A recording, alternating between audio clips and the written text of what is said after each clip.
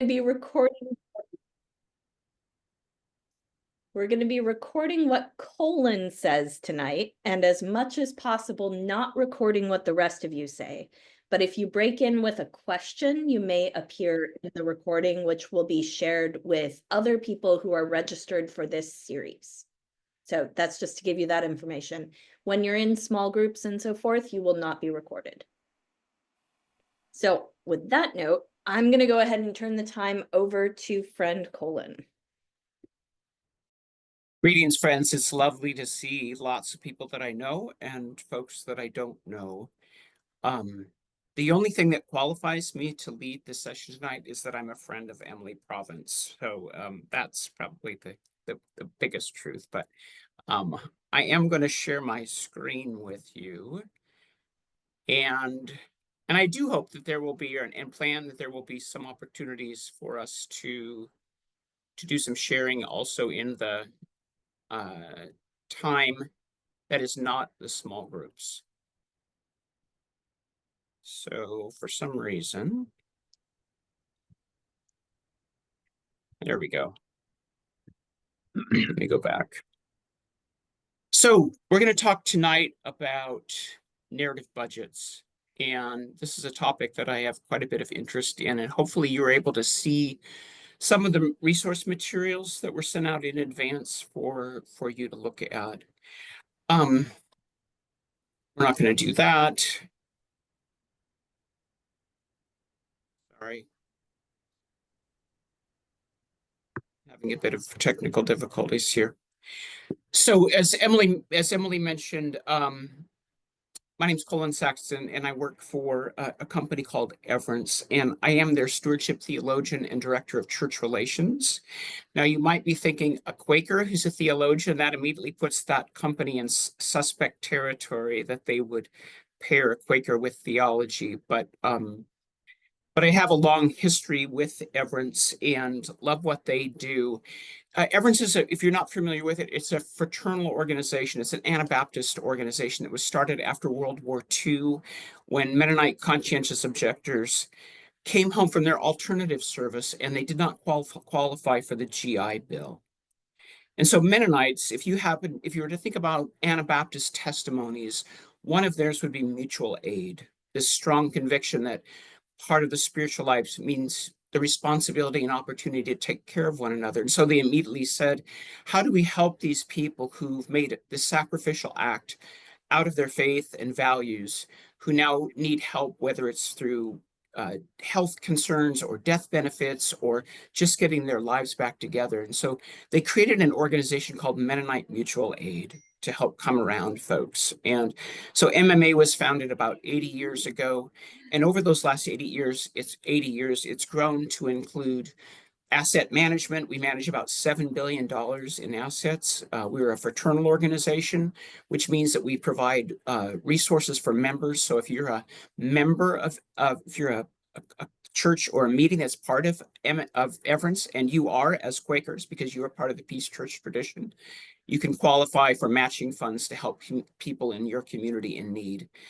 We offer employee benefits, we do stewardship education, and my particular work is around how do we think about and foster a sense of integrating our faith with our financial resources. How do those actually come together in a way that that reflects the Spirit? So that's part of my work, is to help think about that. So a lot of my work is around teaching and facilitation. And then I also work specifically with congregations and nonprofits around the topic of generosity. How do we cultivate generosity within our communities? And so I serve as an adjunct instructor through the Lilly Family School of Philanthropy, and we do a variety of workshops around that topic. To help think about, what does generosity look like within our faith tradition, and not just financial generosity, but this is the topic we're kind of focused on tonight. So if you were to think just for a minute, and you can say this out loud, or you can type it in the chat, what word comes to mind when you think of a budget? What's one word that comes to mind?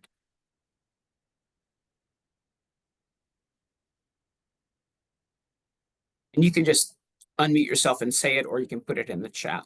Thank you for those of you chatting. Let's see what we have here. Order. Plan, struggle, order, very good. Management. Values, constraints, approval. These are great. Projections, resources, financial plan. Compromise, excellent. Estimates, yep. Planning. Statement of beliefs, I like it. Living our faith, excellent. Budget certainly should be that. Expectations, spirituality. Balance. Balance, yes, absolutely. Others would say things like numbers, fiscal responsibility, necessary. I've heard the word confusing or mind numbing as possibilities as well. Well, it's really clear to me that some people just love numbers. They love digging into the details. They love the idea that we can use those to track expenses, to know exactly what's going on in the world, to properly allocate the resources that are needed, hopefully to help us live out our sense of mission or ministry or witness related to the priorities that we feel within our community, whether it's a congregation, meeting, or a nonprofit. These numbers also allow us to offer reports both to our staff or to the board that we have. It also allows us to provide transparency to our donors or our partners, the people who are oftentimes making sacrificial gifts to help us do the work that we feel called to do. But what if we were able to use our budgets in even more meaningful ways? As a way maybe to tell the story of our meeting or our nonprofit or our denomination or school, whatever your particular context is. What if we could use our budget as a way, as a framework for how we're going to communicate both with internally in terms of who we are as a community, but also how do we communicate who we are to the communities around us who are watching, who are wondering how do they interact with us.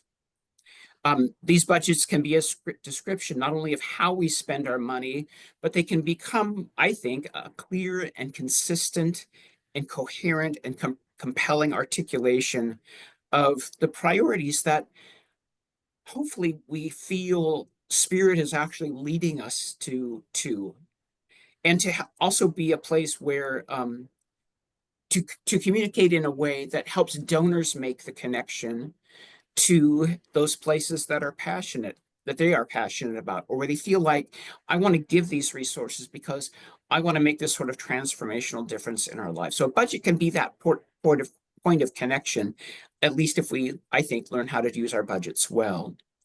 But they can also guide us and remind us to stay focused on the things that we are most called to do, because in a world where there's so much need, at some point, we have to be able to know what we're going to say yes to and what we're going to be able to say no to. So a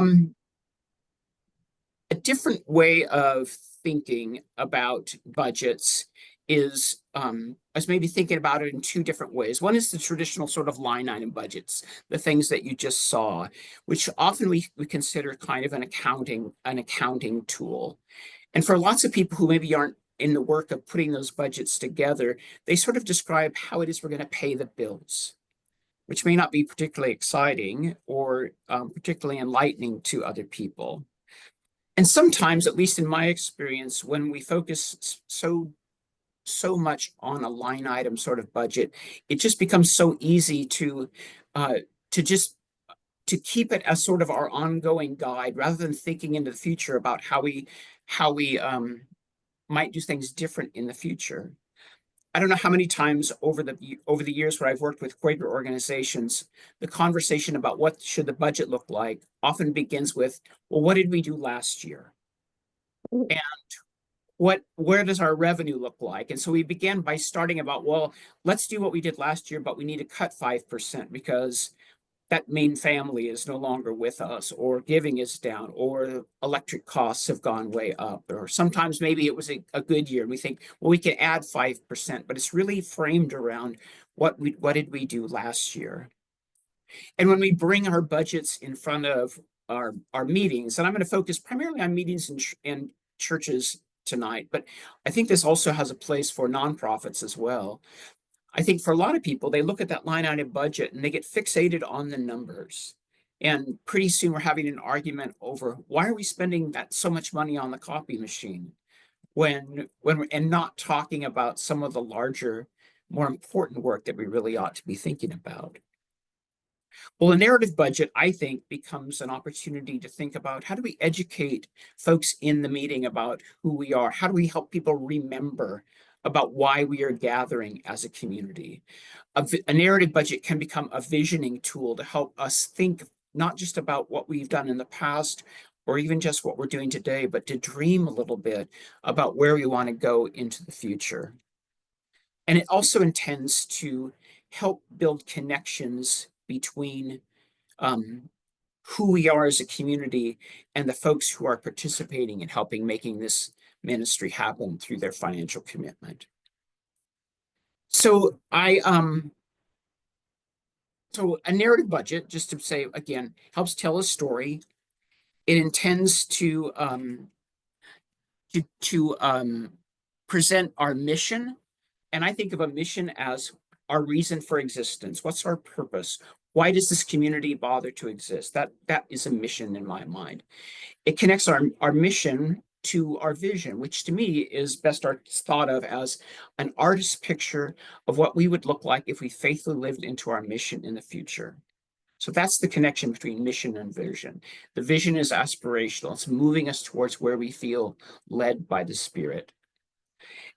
A narrative budget can also personalize things. It helps make the connection between, again, as I said, who I am and the passions that I have, and helps move somebody from just being a donor to a partner in this particular work. Because now suddenly I'm connected to this picture, this story that's being told. I can see myself in it, whereas I may not be able to see myself just in a long list of numbers.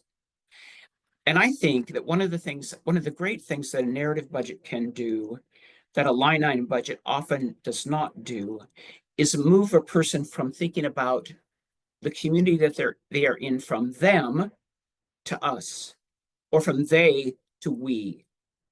If you're in fundraising circles, that's a place where often people decide they want to give to an organization. When I talk about the meeting that I'm at as us rather than them. And I think this is a tool that helps make that connection more possible for people. And ultimately, I think what a narrative budget does better than a line item budget is it helps answer the question, what are we doing with the money that has been entrusted to us? Which increasingly are the kinds of questions that donors are asking and wanting to know the answer to, because as we'll talk a little bit later, because of some generational differences. So I sent you through Emily and the Leadership Center some examples of narrative budgets, and I have some in hand here. Some of them are in the form of an annual report that a nonprofit might use that sort of tries to tell the story a little bit and connect it to the numbers in a little bit of way. I think a narrative budget for a nonprofit looks like an annual report, except that it's forward leaning rather than trying to tell the donors, their donor base, about what they did last year. It's looking ahead. It's helping them anticipate where this organization is going to go in the coming year, just as a congregation can do through a narrative budget as well. I sent you some examples of one-page ones, which puts, and I'll talk about how we get to this in just a minute, but it tries to tell the story of, in the form of, it articulates the mission of the organization, and then it identifies a handful of priorities that the congregation or the nonprofit can say, and here's where we're going to head. These are the things we're going to do in the coming year. And then it synthesizes the budget down to a pie chart, which says, here's how we're going to spend that money over these priorities. And then I also gave you some larger examples of, including the one that I just helped a meeting put together, my own home meeting, this one for North Valley Friends, which gives more information. It actually has some very specific goals and includes in the back of it a line item budget as well, because those numbers are actually incredibly important. They need to be a part. They need to be connected to your narrative budget, because there needs to be accountability. There needs to be record keeping. That part's really essential. So a narrative budget doesn't replace a line item budget, but it complements it and helps that large part of your meeting whose eyes glaze over when they just are presented with a list of numbers to suddenly now feel connected to, oh, here's how this is what this work is going to actually do. So I don't know how many of you may have had a chance to look over those documents in advance, but for those of you who did, was there anything you noticed about the narrative budgets, especially if you haven't seen one of these before? What did you like about it, or what might you have found challenging about it or not like?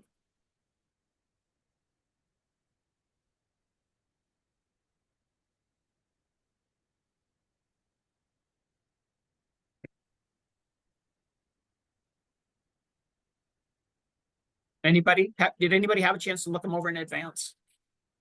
Nope. I did. I see a fair number of heads shaking. There are a few who did. Okay. Mm. I can't see everybody on my screen right now, so. I can. Okay. Anybody? Yeah. Alicia. I'm used to looking at the line item budgets, and I'm good with numbers, so they don't bother me. But I really liked how this looked, because I think it's easier to read and very appealing to a lot of people that don't necessarily like numbers. And I really found it a better way to tell a story than the line items. So my reaction to it was very, very positive. Yeah, thank you. And I think, Alicia, Sally, I'll get to you in just a second, but I think you're one of those people, again, as you said, who you're comfortable with numbers. You're able to maybe make the translation to what this would actually do. But I think the vast majority of the folks who gather in our pews, the vast majority of folks who are sitting at home wondering, I see Quaker Voluntary Service on this here, who may not be able to make the connection between what their dollar is actually going to be able to do. So to provide something that's image rich, that is compelling to people, it tells a story about somebody's life and how it's making a transformational difference in their life, that connects both to the heart and mind in the way that numbers often only connect to the mind for some people. Sally? Yes, I would have looked this over. I either missed the email or I don't know that I got them. So I would have if I was on top of my game, and because it's very interesting. I love it. And the color, the graphic, what I've found in my meeting is there's just so much folks don't understand. They just don't get it. And it's hard to grasp when you're just working with numbers. So it's just a wonderful tool. The only thing I think you said, what might be a problem without the line, I see that in some of them you do have the line item also, is sometimes the question that comes up is, are we able to afford it? How are we doing? What are we on track? Do we, you know what I mean? Are we in the red? Are we in the black? That kind of knowledge that I find that, friends are very interested to know. Yeah. And again, thank you. That's an excellent point. And again, we're not talking about not doing good reporting. We're certainly not talking about careful tracking of finances, of expenses and income, all those kinds of things. That's all being done. But what we are talking about, this being more of the front facing, the way we present ourselves, the way we tell our story and communicate, is here's a way to get to connect with people in a deeper way. So one of the things we'll talk about later is one of the primary ways, or one of the primary reasons that people choose to give to an organization is they have confidence in the in the transparency of the organization. So I know that if I write my $100 check to your meeting, Sally, I know that that money is being used as it's intended, and that I can talk to somebody in the meeting and find an accounting of that. So that part's really necessary. So again, we're not talking about taking that away, but just supplementing with something else that inspires people to maybe give more generously. Again, we're going to come back to this and talk a little bit more about how do you actually put this together. But I'll tell you that in our meeting over the last several months, as we've worked through this process, we've seen an increase from 1 year through this process of putting this narrative budget together. We've increased our anticipated revenue by $3,000 a month through this year, which is significant for a lot of meetings. It's significant for our meeting. It's making a difference, a very practical difference in terms of what we can plan to do in the coming year. And in fact, when we presented this budget, the meeting decided to give more, to actually increase the budget, because some of the things that we had listed and we'd held back as only possible if revenue increased. The meeting said, we're seeing a growing number of people coming. We see people more excited about giving. We saw increases of, in one case, we saw a family choose to increase their monthly giving by $800 a month. We saw several families choose to double their gifts per month as a result of this narrative budget conversation and this visioning work that we were doing. We saw several families decide to give for the first time. And so folks felt like we're on a really positive trajectory here. So let's step out in faith a little bit more and choose to do more. And so I'm really curious to see what year 2 and 3 will look like as people become more, this becomes a more embedded part of who we are. We'll be able to report on the accomplishments that we've seen over time. So, Colin, yeah. somebody is asking in chat, can you remind us what meeting you come from? Yeah, thank you. Good question. So I attend a meeting in Newburgh, Oregon called North Valley. It's actually a programmed and unprogrammed meeting. We have both. We're one meeting, but we have both styles of worship. We're an independent meeting. Our yearly meeting was one of those tragic ones that decided to split a few years ago. And our meeting decided at that time to not join either of the two groups that were remaining from that. And one other question, I don't know if you're getting back to this later, but there's a question about a schedule for like, when do you put together the budget development and the presentation and everything? Yeah, great question. We will talk about that. Hold on one second here. I included in the documents I sent you a little piece called Developing a Narrative Budget. Frankly, I'm not really happy with this. I didn't create this one. This was put together by a lovely colleague of mine who's awesome, but I just don't particularly like the way this is done. As much, I don't think it's as helpful as thinking through how this actually would work in your particular context. So let's talk about that just for a little bit before maybe we move to some small groups for you to think about how might this fit into your particular context. I like using a narrative budget process. I think about this as part of a year-round approach to stewardship, which is one of the things that would be a new approach to stewardship for most Quaker meetings. Often we think about stewardship as there's one Sunday, the end of the year, where somebody stands up and says, "Oh my gosh, we're $10,000 behind. Somebody needs to write a check," and that's the end of stewardship focus for lots of meetings. Or there's a group that works on a budget and then presents it at meeting, and that's the extent of stewardship formation within the life of lots of Quaker organizations. I like to think of taking more of a year-long approach to this, that this is work that we nurture throughout the year, because a budget is a way, then the formation of a budget is a way to draw people into a conversation about where's God leading us as a meeting. So if your budget year runs from January to December, starting in early fall and thinking about what are we planning for the coming year? What did we do well? What were some of the stories throughout the past year where we really saw spirit alive and working within us, where we saw some really great fruit emerge, or people's lives felt impacted, or we were able to make a difference in our community? And those become part of the things that we want to hold on to as we think about the future.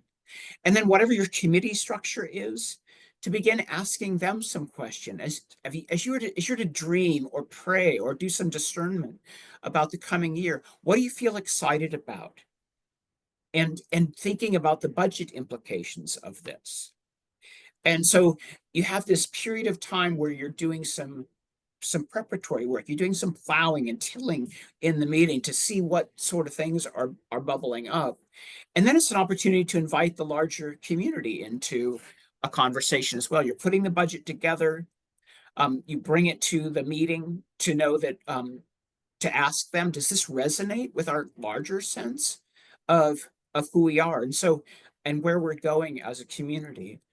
So one of the things I would encourage you to think about if you were to adopt a format like this is you may need to swap out or add to your stewardship or finance committee.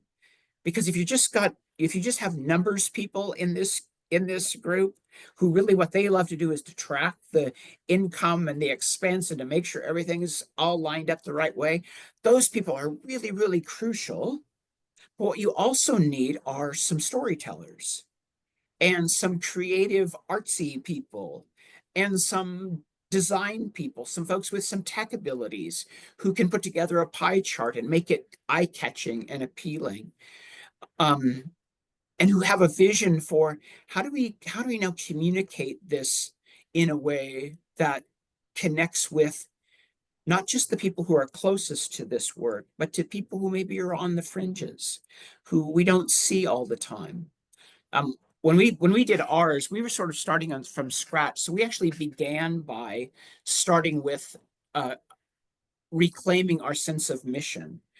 Who are we as North Valley Friends Church? And in that we articulate our mission as North Valley Friends Church is a community of Quaker ministers who seek to follow Jesus faithfully, love each other deeply, and continue Christ's ministry in the world. That's been our mission for many, many years. But I think through COVID, we kind of lost that in some ways. We sort of forgot that's who we are. And so this began to be an opportunity for us to reclaim that. And so we started by asking the whole meeting, anybody who wanted to participate, how are we currently living that out? What are some of the things that we do? It was a meeting-wide survey. And then we talked about the next round of questions was, where are the gaps? Where ought we be living those out? We collected all that information and we synthesized it into what became these 5 areas of priority. These emerged on a grassroots level. This is what the meeting said. So the groups that was overseeing this simply said, here's what we hear. If you were to put these things into categories, these are the things we hear, that we want to be an authentic community. We want to be faithful around witness.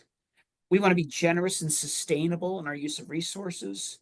We want to have participatory worship, and we want to be a meeting where there's passionate formation and discipleship.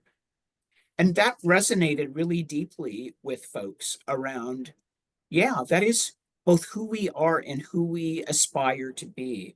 And then it was really the work of doing some deep community, some small group conversations, which invited a whole bunch of people in, some folks for the first time, into conversations about our future.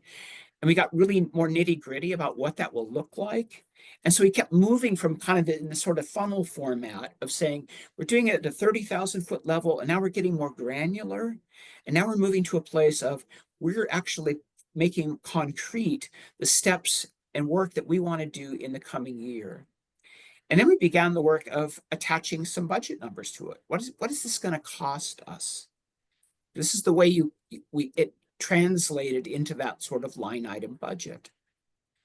So one of the big pieces around that meetings, especially who have staff worried about or have a building that they have to care about, and same with nonprofits, is well, but how do we show the cost of staff, and how are we showing the electric bill? Where does that show up in a picture like this, right? Because that's the stuff that we tend to worry about. What this chart simply does is that it says, okay, if these are the real priorities of our meeting or your nonprofit, then how are our staff utilizing their time and energy in each of those areas? How is our building being used in a way in those particular categories? And this is the place where often there's a whole lot of resistance to this, because people goes, well, we'll never be able to do all the math around this. We can never be 100% sure. And I always say to folks, yeah, this is both art and science, right? Give yourself some grace here. We're learning how to do this. So what I did with all of the staff that we have at the meeting here and the groups that oversee the building is give it your best shot. And how would you break that down, both in terms of how you have spent your time, but now actually we ought to be spending your time. You ought to be spending your time in light of where we see we're headed in the coming year. And that was eye-opening to people, because especially for our staff people who said, oh, I didn't realize I was giving way more time to this area of priority, when in fact, as a meeting, we've said this is more of a priority. So this becomes a basis for tweaking job descriptions. Becomes a basis for doing evaluations in a different way, rather than saying to the administrator of the meeting, if you're in an unprogrammed meeting, but maybe you have somebody who's your administrator, just,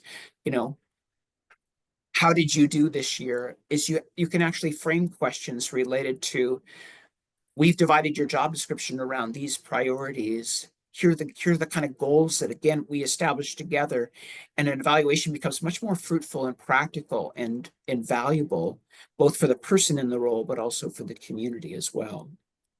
So we took that information, and groups that do this kind of work take this sort of information, and then they would build that into the budget. And so our staff costs get broken up into each of these categories based on how we anticipate they will use their time in the coming year. We divide the electric bill, the water bill, all the costs associated facilities into those different categories as well. So the nice thing I like about that is, one of the things I like about that is that it doesn't make our staff or our building overhead. They are essential to the mission and ministry of this organization, right? They're giving their time and energy to this. We're using this building as a place where we are hosting groups to do peacemaking and justice work in our communities, or we're making these spaces available for whatever your priorities are. And it changes people's minds around how we support these facilities. I worked with a meeting in a congregation. It was actually a Mennonite congregation in another state. And they were at a small little meeting of about 65 people. And in their audit of their building, they realized that about 30,000 folks came through their building each year because they were so generous in the use of their building. And they were like, this isn't a building. This is a mission that is serving our community.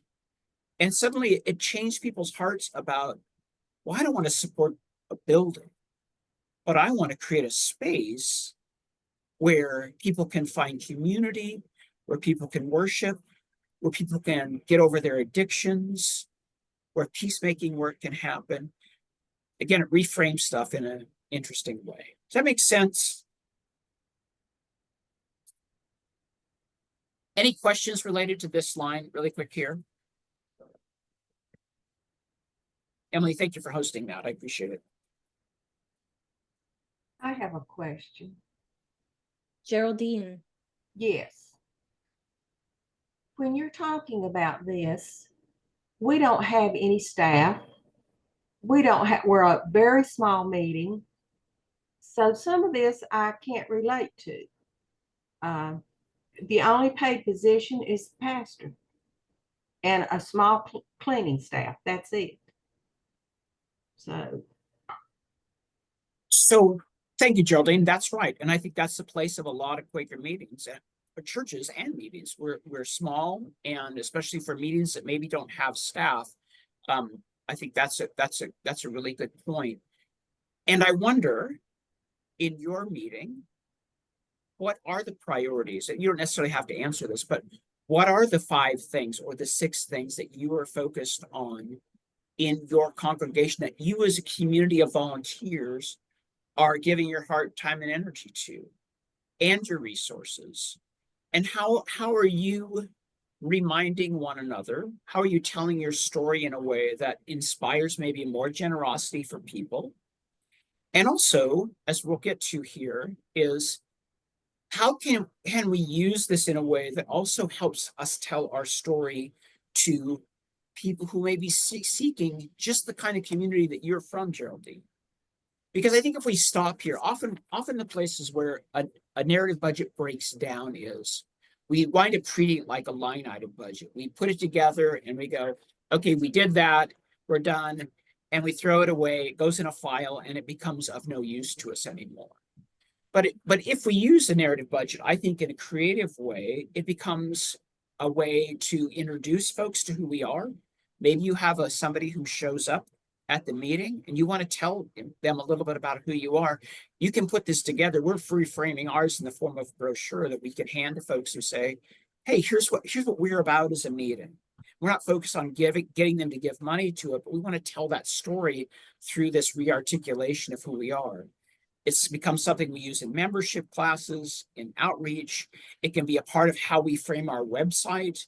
We've got these 5 things we do, and they're going to show up in our website to help tell that story to visitors who may want to come and see us. We'll use it as a bulletin insert or an announcement or part of our newsletter, where we're saying not just this is what we said we were going to do, but now, as we've been working on the topic of authentic community over this past year, here's how that's actually shown up in our life this year.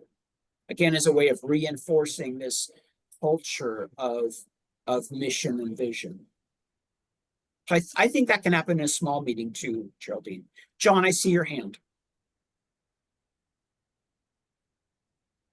Sorry, I had to unmute there. This may be slightly off topic, but I'm trying to see how to, I feel like my meeting is somewhat fragmented in its, for instance, our Peace and Social Concerns committee got laid down. We have a race and class working group, which is self-selecting, and we have an immigrant support working group, again, self-selecting. And there are some other people with things, but they seem each of them seems to be going off in their own direction. And is there a way of pulling this together? And is this a tool that we can use to help pull it together? Yeah, great question. I often say, and this gets me in trouble in Quaker circles, is we are far more a collection of individuals than we are a community. And part of that is embedded in our spirituality. It's both the shadow side and the strength of our spirituality. And I think that one of the things that we have to wrestle with is, what does it mean for us to be in community with one another? And what is our sense of shared mission? And some friends have said to me, we can't have that conversation because it will divide us. And so I think that these are tender discussions, and we need to approach them in a spirit of grace and discernment about the timing of it. But I think they're really, really important for that very reason, John, that you just articulated. As a fundraiser, a tool that I find really helpful is what's called a message map.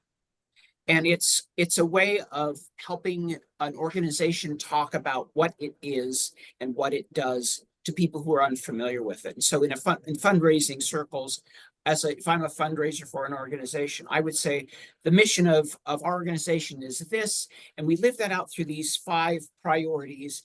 And I'm ready as a fundraiser to be able to tell you a story of how that it gets practically carried out. And it's a very effective tool, not meant to manipulate people. It's just a way of adding a sense of coherence, clarity, consistency, etc., to an organization as it seeks to do its work.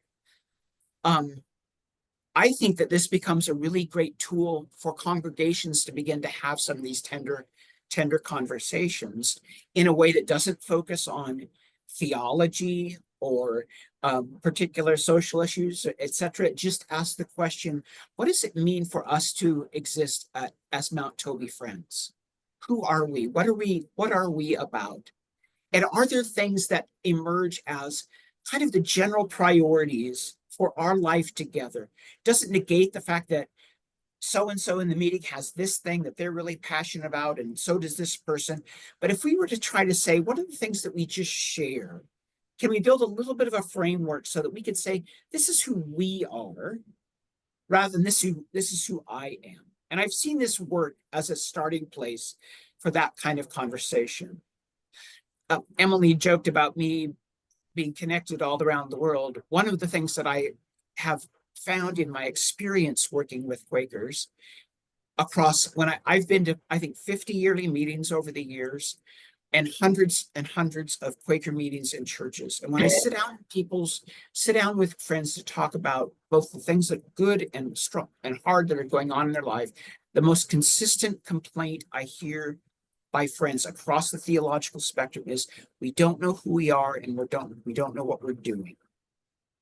That's the most consistent complaint.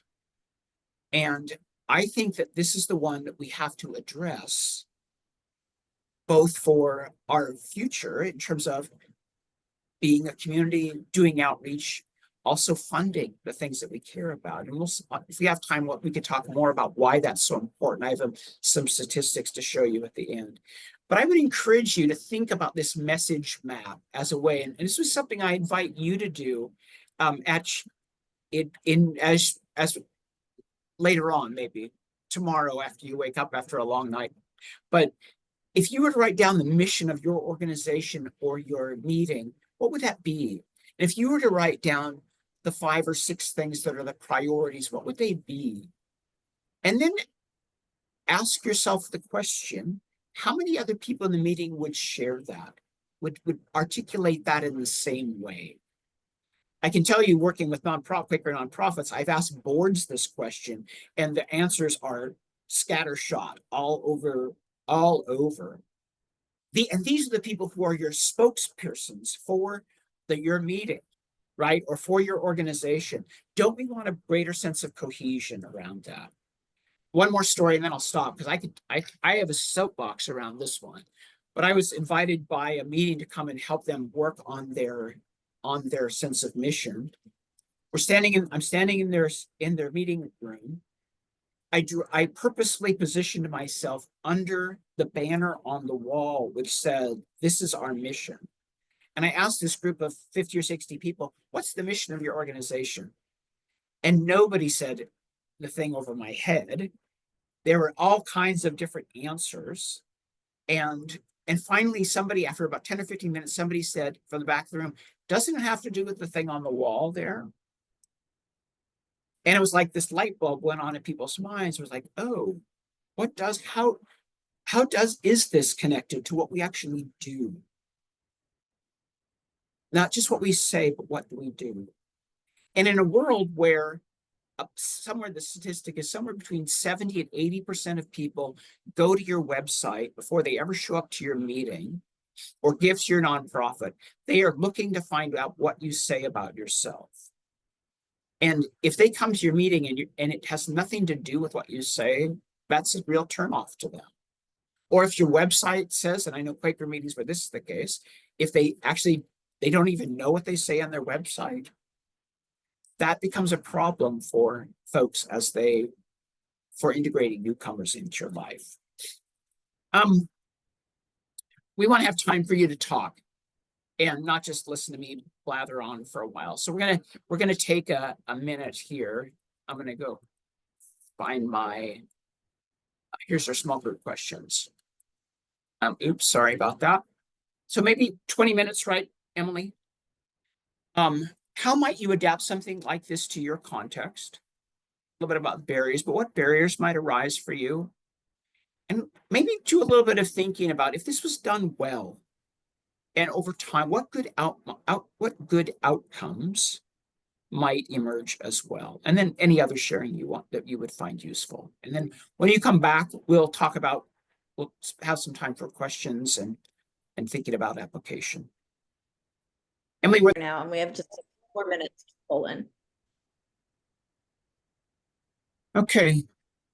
Let me just share a couple more things, and then I want to open the last part up for just time to talk. And I will share these slides with you because there's some really interesting, what I think is interesting information anyway, about trends around fundraising and giving that can be a part of your conversation within the meeting. I think one of the valuable things, sorry, I'm not sure why this is funny, but I think one of the important things, sorry, it didn't want to work. I won't share the screen. I think one of the important possibilities that emerges out of this discussion or out of thinking about our budget is that it helps us as in meetings in churches have conversations about money. And we have a very strong taboo around money talk in most of our Quaker meetings. We feel shame about it. We feel guilty about it. We feel there's differences in people's levels of income. We struggle with money, period, as Quakers sometimes. And this is about how do we talk about the resources that are in our care? And how do we navigate the relationships that we have with one another around what are we called to do together? So,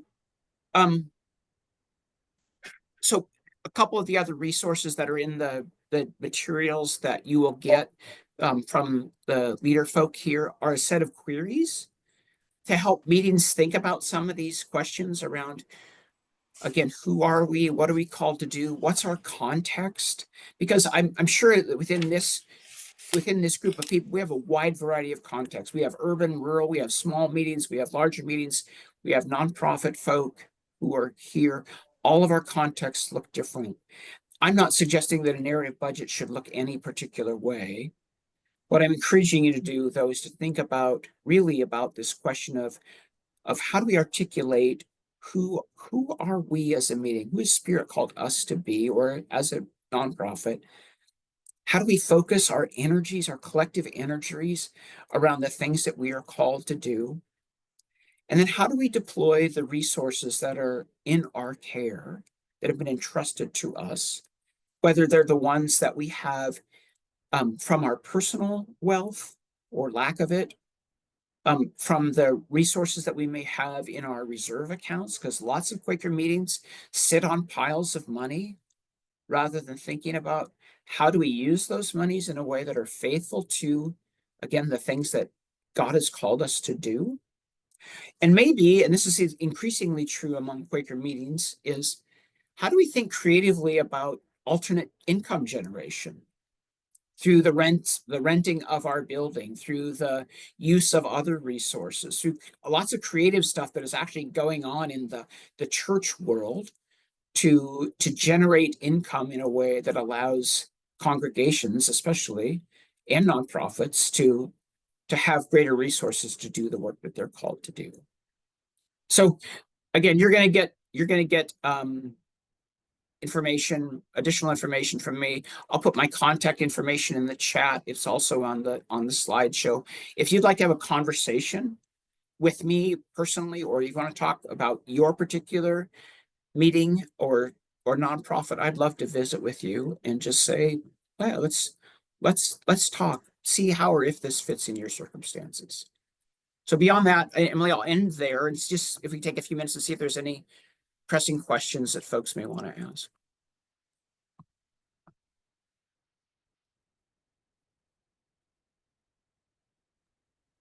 This, Good, Susan. this is a sort of a question for Emily and Della. Will we be getting a list of who's participated with their contact information, email? Friends ask, Della, you answer first. We can arrange that, but we can only do that if people give us permission to do that. So we can make sure to send out something that asks if you would be willing to do that and share the names of those who are willing to have that shared. Thank you. What I was going to add is that last year, friends were asking for some kind of forum by which to be in communication with one another all the time, like a group or a WhatsApp chat or something along those lines. We'd love to do it for you. And the honest truth is there isn't anybody to maintain it full time. So that's why that doesn't happen. And it's also part of why I keep saying, please give each other your contact information so that you can be talking to each other in between the sessions. But yes, thank you, Della, for being willing to initiate putting something more formal together as a list. Janice. I suspect there are others who didn't receive the advance information as I didn't. So I think there are a number of us who were in the dark about the things that were sent out. So can you be sure that we do get that in the future? Yep, it's a treasure trove of stuff. And Della and Katrina were conspiring on how to make sure you all get it while you were off in your breakout groups. Yeah, and I apologize for that. I had made the wrong assumption that folks would have seen it ahead of time. Some did. It was something that went wrong with Eventbrite, and it is a long story. You probably don't need to hear it this hour of the day. One more, Sally. Okay, unless there's someone else, because I've already asked questions. Colin, where would you suggest to start? If is it in the discussing a mission and priority? Where would you say, a meeting could just start tiptoeing into this process? Yeah, I think context matters. I mean, that's part of it. I don't know that there is a one size fits all answer. My sense is in most of the meetings in churches that I've worked with, it really is around this sense of the who are we question. If you look even as you look at us from a fundraising perspective, I mentioned that people give out of a sense of the third most common reason people give is they have a sense of confidence in leadership. They sense that the second is they have a sense of transparency. They feel confident their gift will be used the way that it can or should be. But the main reason people give typically is they feel a deep sense of connection to the mission, for lack of a better word, the mission, the purpose of the community or the organization. They feel connected to it, and that's particularly true of younger donors. That they sense this is related to my heart, to what I'm passionate about, and I see how it's making a difference. And I think if a meeting can begin to get clearer on that, this isn't just a tool for fundraising. It's really also a tool to be able to talk about who we are, to reach out to folks in our surrounding communities who we might become a spiritual home for. We may become a place of service for. We may become a community for a person or a family who has no community. And they hear it through what we say. It's articulated through what we say about ourselves, but it's also seen in the way that we structure our lives together. So I think this is the starting place for most of us.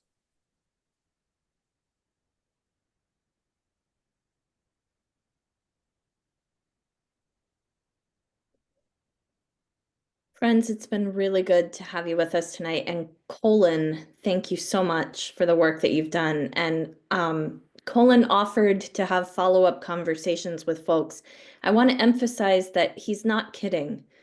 He means it when he says he'll have a follow-up conversation with you. So take that email and give him a shout if you are wanting to talk about this further. I'm going to make one announcement, then Della's going to make an announcement, and then we're going to pray and we'll be done. So have no fear.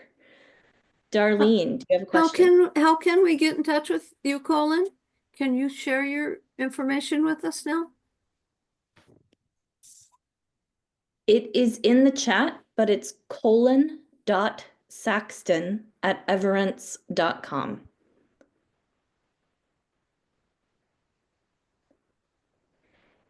The next time that we get together in February, that date is February 20th. Again, it's a third Thursday.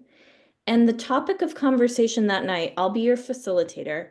And we're going to talk about, like, basically how do we deal with communicating with each other and not stepping on each other's toes? By which I mean, a lot of us are in contexts where, and our contexts are not all the same, but we might have trustees and then also a budget committee and then also a property committee and possibly staff. And some of us have boards and then there's the group as a whole and the discernment of the group as a whole. And how do we relate all those things to each other? And how do we communicate in such a way that there aren't misunderstandings that lead to conflict? I'm not going to tell you how to divide the responsibilities because there is no single answer to that. But we're going to talk about what really good questions might be in terms of making sure that everybody's clear and we know how to talk back and forth between the different groups. So that's the plan for February. Friend Della, are you wanting to say anything from ESR's perspective? Yes, first of all, thank you all for participating in this, and we will work on some of the glitches that happened this time around. Hopefully those will not get replicated, but also want to let you know about a few other things that we're working on right now. For those of you that are interested, I will be leading a book study of the Richard Foster's classic Celebration of Discipline that will be at 8 a.m. Eastern Time on fourth Thursdays. There is information on the Quaker Leadership Center page, which is part of the Earlham School of Religion website, and I'll put that right in there right now in the chat. Some of you were involved in these trustees trainings last year, and you know that I said that we would be working on a treasurers training series that is in process. We have several folks who are willing to help us with that. It will probably be a different format. I'm not sure exactly when we will launch that. My fondest hope is that would be in March or April this year. We'll see how that unfolds. We also have our annual Quaker Leadership Center conference, which we will be doing in conjunction with Pendle Hill this year, and it will be at Pendle Hill, May 2nd to 5th. Registration is not quite ready, but it will be soon, and we hope that some of you will join us for that. So thank you for being here. Thank you, Emily, for being our facilitator, coordinator, and thank you, Colin. And it's good to be with both of you. And thank you to Katrina for troubleshooting today. Yes.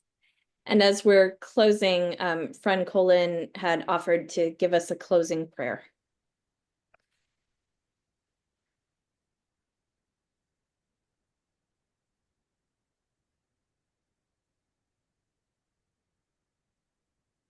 Thank you for the day, God. Thank you for your kindness, for all the good beauty that's in the world. We thank you this day. And for all the sadness and the pain and the anxiety that much of the world is feeling. We ask for your grace and light. And we ask for the sustaining strength and the spiritual wisdom and the divine strength to be lights in our community and throughout the world. Bless us with rest and sleep this evening, we pray. We give thanks again. Amen.